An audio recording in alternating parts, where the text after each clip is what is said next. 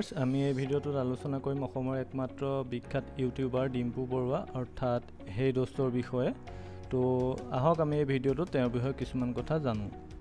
তো ডিম্পু বৰুৱাৰ জন্ম হৈছিল 6 আগষ্ট 1995 চনত নলবাৰী জিলাত। তেওঁ সৰুতে মোমায়েকৰ ঘৰতে আছিল আৰু তেওঁ তাৰ পৰাই পঢ়া শুনা কৰিছিল।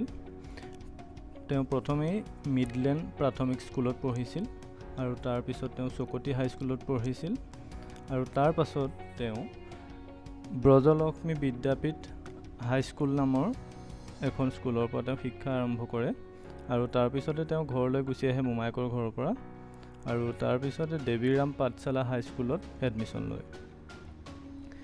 তেওঁ নলবাৰী ব্ৰহ্মপুত্ৰ ভেলী ষ্টাৰ একাডেমীত কলেজীয়া জীৱনৰ শিক্ষা আৰম্ভ কৰে আৰু বৰ্তমান তেওঁ নলবাৰী কলেজতে পঢ়ি আছে আৰু তেওঁ কলা বিভাগত অৰ্থাৎ আৰ্টছত ইংৰাজী বিষয়ত মেজৰ হিচাপে লৈ পঢ়িছিল আৰু বৰ্তমান তেওঁ ইংৰাজী বিষয়তে MA কৰি আছে। আৰু এটা কথা বিশেষকৈ মোৰ বেছি ভাল লাগে, আপোনালোকৰ যদি ভাল লাগে ক'ব, তেওঁ ইংৰাজী বিষয়ৰ ওপৰত বহু জ্ঞান থকাৰ পিছতো কিন্তু তেওঁ সকলো ভিডিঅ' অসমীয়া ভাষাতে বনায় আৰু অসমীয়া ভাষাৰ ওপৰত বেছি গুৰুত্ব দিয়ে। গতিকে তেওঁৰ লগত এইটো কথা বেছিকৈ খাপ খাই পৰে যে জীৱনে মৰণে মই চিৰদিন অসমীয়া, এই কথাষাৰ যেন ডিম্পু বৰুৱাৰ লগত খাপ খাই পৰিছে। আৰু এতিয়া আহোঁ আমি আচল কথালৈ, যে তেওঁ ইউটিউবৰ ছাকচেছৰ বিষয়ে প্ৰথমতেই আমি সেই কথাখিনি আলোচনা কৰোঁ।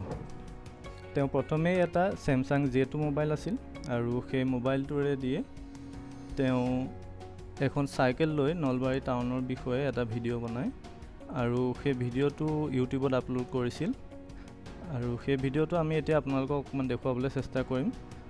গতিকে তেওঁ ডিম্পু বৰুৱাৰ প্ৰথম ভিডিঅ'টো আপোনালোকেও চাওক তেওঁ কেনেকৈ বনাইছিল। তো নমস্কাৰ বন্ধুসকল, মই আজি মোৰ চাইকেলেৰে নলবাৰীখন অলপ দেখুৱাব ওলাইছোঁ। তো হাতীবিলাক ফুৰিব আহিছোঁ, ভাবি ল'লোঁ যে নলবাৰীখন একবাৰ দেখে লৈ যাওঁ আমাৰ নলবাৰীখন কিমান চেঞ্জ হ'ল। ইয়াত মই কোনো ভিউৰ কাৰণে দিয়া নাই, পিছত মই চায়ে মোৰে ভাল লাগিব এইটো ভিডিঅ', যদি 5 বছৰ পাছত চাওঁ কিমান ডেভেলপ হৈছে কিমান হৈছে। তো আমি আছোঁ বৰ্তমান চক বাজাৰত, য'ৰ পৰা নলবাৰীখন ষ্টাৰ্ট হয়। এইফালৰ পৰা আহিলে ষ্টাৰ্ট হয় আৰু সেইফালৰ পৰা আহিলে ইয়াত শেষ হয়। তো এটা কুইক ৰিভিউ দেখুৱাবলৈ ইচ্ছা কৰিছোঁ। তো এইফালে গুৱাহাটী যাব পাৰি, সেইফালে আমাৰ নলবাৰীখন ষ্টাৰ্ট হয়। তো লেটছ গ'। মই বিশেষ একো নকওঁ, জাষ্ট চিনাৰীবিলাক দেখুৱাই লৈ যাওঁ, কি কি আছে, কেনেকুৱা চেঞ্জ হৈছে আৰু কি আছে মই দেখুৱাই দিম বাৰু। কিন্তু পৰাচোন ইভিনিং অলপ ফুৰি আহোঁ, নলবাৰীখন কেনে লাগে চাওঁ। এইটো হৈছে চক বাজাৰ এৰিয়া, য'ত নলবাৰী টাউন ইয়াৰ পৰা ষ্টাৰ্ট হয়, মেইন টাউনখন। তো আপোনালোকে নলবাৰীৰ কথা শুনিছেই বহুত, নলবাৰীখনত বহুত কিবা কিবি আছে। তো চাওঁ।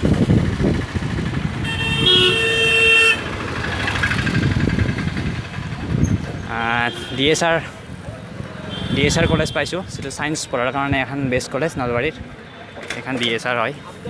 এইটো পেট্ৰল পাম্প এইফালে আছে। তো নলবাৰীত কেতিয়াও ট্ৰেফিক জাম নহয়, নলবাৰীত কেতিয়াও বানপানী নহয়, নলবাৰীত একো নহয়, টেনশ্যন ল'ব লগা কথা নাই। তো যেতিয়া যোনে নলবাৰীত আহিব পাৰে, নলবাৰীখন এখন ধুনীয়া শান্তিৰ জেগা। লেটছ গ'।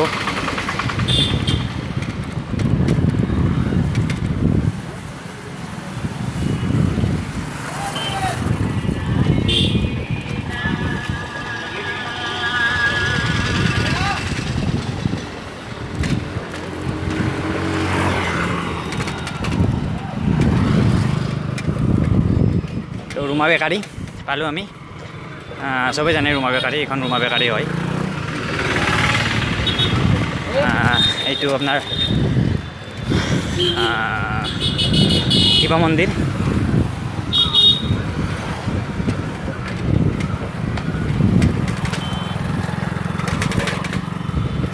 আগত চক বজাৰখন ইমান এটা ডেভেলপ হোৱা নাছিল, কিন্তু আজিকালি বহুত ডেভেলপ হৈ গৈছে চক বজাৰখন।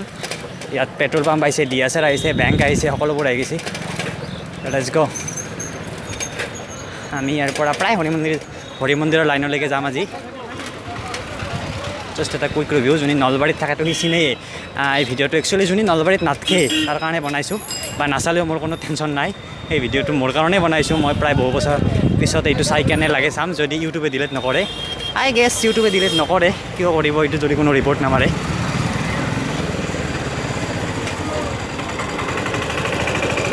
এইফালে নলবাৰী কলেজ যায়। তো ভিডিঅ'টো আপোনালোকে দেখিবলৈ পালে। ভিডিঅ'টো মই আপোনালোকক গোটেইখিনি দেখুওৱা নাই, অলপমান অংশ আপোনালোকক দেখুৱাই দিছোঁ। আৰু এইখিনিতে আপোনালোকক কওঁ যে তেওঁ নলবাৰী গৰ্ডন হাইস্কুলৰ ওপৰত এটা ভিডিঅ' বনাইছিল আৰু সেই ভিডিঅ'টো সঁচাই বৰ গুৰুত্বপূৰ্ণ আৰু বেয়া লগা আছিল।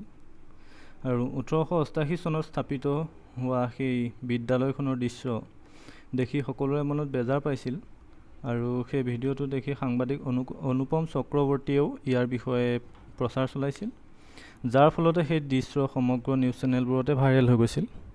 আৰু সেই তেতিয়াৰ পৰাই ডিম্পু বৰুৱাই সাহস পায় আৰু ভিডিঅ' বনাই আমাক দেখুৱাবলৈ চেষ্টা কৰিছিল। আৰু বৰ্তমান তেওঁৰ 2টাকৈ ইউটিউব চেনেল আছে আৰু দুয়োটাতে প্ৰায় 8 লাখকৈ ছাবস্ক্ৰাইবাৰ্ছ আছে। সঁচাকৈ এইখিনিতে এটা কথা ক'বলৈ মন যায় যে ডিম্পু বৰুৱা বেলেগতকৈ অলপ বেলেগ নহয়, বহুতেই বেলেগ। আৰু তেওঁ বহুতেই টেকনিকেল আৰু এডুকেশ্যন আৰু মটিভেশ্যনেল ভিডিঅ'বোৰ বনাইছে আৰু আপোনালোককো সেই ভিডিঅ'খিনি তেওঁ দেখুৱাইছে আৰু আপোনালোকে নিশ্চয় চাইছে সেই ভিডিঅ'খিনি। আৰু ডিম্পুদাই সাধাৰণতে কিছুমান সৰু সৰু টপিকৰ ওপৰতে ভিডিঅ'বোৰ বনায়, যিবোৰ বস্তু সাধাৰণতে আমি ইগন'ৰ কৰি দিওঁ আমাক নালাগে বুলি, কিন্তু সেই সৰু সৰু টপিকবোৰ আমালৈ ভিডিঅ' হিচাপে দি আমাকো সেইবোৰৰ পৰা বিশেষ জানিবলৈ দিয়ে আৰু আমাৰ তাৰ পৰা বহুতো লাভ হয়। আৰু Chakrapani পৰাশৰে top 10 YouTubers of Assam বুলি এটা টক শ্ব' পাতি তাতেই তেওঁকো নিমন্ত্ৰণ কৰিছিল নিউজ চেনেলত। আৰু তাৰপিছতে তেওঁ বহুতো ভিডিঅ' বনায় আৰু আমাকো কিছুমান নজনা কথা শিকিবলৈ দিয়ে আৰু জানিবলৈ দিয়ে। আৰু তেওঁ পেছাত এজন শিক্ষক হয়, বৰ্তমান তেওঁ শিক্ষকতাৰ চাকৰিটো পাৰ্ট টাইম হিচাপে কৰি আছে। আৰু তেওঁলোকৰ ঘৰৰ সদস্য মাত্ৰ 3জনেই, ডিম্পু বৰুৱা, তেওঁৰ মাক আৰু ডিম্পু বৰুৱাৰ দেউতাক। ডিম্পু বৰুৱাৰ মাক আৰু দেউতাক দুয়োজনেই চাকৰি কৰে। ডিম্পু বৰুৱাৰ দেউতাকৰ অৰিজিনেল ঘৰ মঙলদৈত আছিল, কিন্তু বৰ্তমান এতিয়া তেওঁলোক নলবাৰীতে থাকে। ডিম্পু বৰুৱাৰ মাকৰ নাম হ'ল লতিকা বৰুৱা আৰু দেউতাকৰ নাম হ'ল পীতাম্বৰ বৰুৱা। তো এইখিনি কথা আপোনালোকে ডিম্পু বৰুৱাৰ বিষয়ে জানিবলৈ পালে আৰু ময়ো সংগ্ৰহ কৰি আপোনালোকক দিবলৈ চেষ্টা কৰিলোঁ। ডিম্পু বৰুৱা ৰিচেণ্টলি এখন এল্টো 800 কাৰ লৈছে, গতিকে আপোনালোকে নিশ্চয় ভিডিঅ'ত দেখিবলৈ পাইছেই চাগে। গতিকে এদিন ডিম্পু বৰুৱাক লগ পোৱাৰ হেঁপাহ আছে, ইচ্ছা আছে মোৰো, গতিকে এদিন নিশ্চয় লগ পাম। তো যদিহে আপোনালোকে ভিডিঅ'টো চাই ভাল পাইছে তেন্তে লাইক কৰিব, কমেণ্ট কৰিব আৰু শ্বেয়াৰ কৰি ছাবস্ক্ৰাইব কৰি কাষতে থকা বেল আইকনটো প্ৰেছ কৰিবলৈ নাপাহৰিব। আৰু ভিডিঅ'টো আপোনালোকে শেষলৈকে চাই থাকিব যাতে আৰু বহু তথ্য ডিম্পু বৰুৱাৰ বিষয়ে জানিবলৈ পাৰে।